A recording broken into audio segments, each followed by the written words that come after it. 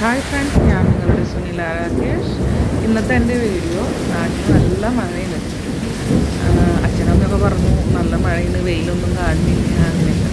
അപ്പോൾ ഈ വീഡിയോ എനിക്ക് അച്ഛൻ പിടിച്ചിട്ട് അയച്ചു തന്നേട്ടാ. ഞാനിവിടെ തിരിച്ച് അമരാവതിയിലെത്തി. അപ്പോൾ നല്ല ഇടിവെട്ടും മഴയൊക്കെ എന്ന് പറഞ്ഞു. അതിൻ്റെ ശബ്ദമൊന്നും ഞാൻ മ്യൂട്ടാക്കിയിട്ടില്ല.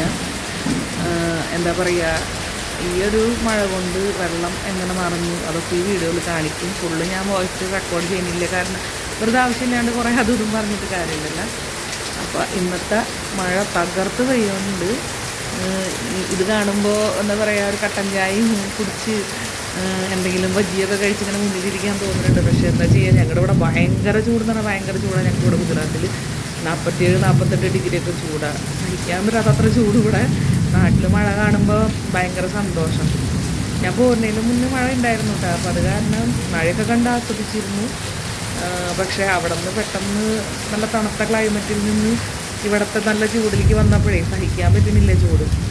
നമ്മുടെ നാട് ഇങ്ങനത്തെയൊക്കെ ഓരോ കാര്യങ്ങൾ വരുമ്പോൾ ഭയങ്കരമായിട്ട് മിസ് ചെയ്യുന്നു. നമ്മുടെ നാട്ടിലൊന്നും ഒരിക്കലും ഇവിടുത്തെ അത്ര ചൂടും കാര്യങ്ങളൊന്നും വരുന്നില്ലല്ലോ. അപ്പോൾ എൻ്റെ വീഡിയോ കാണാൻ ലൈക്ക് ചെയ്യുക, ഇഷ്ടപ്പെട്ടാൽ കമൻറ്റ് ചെയ്യുക.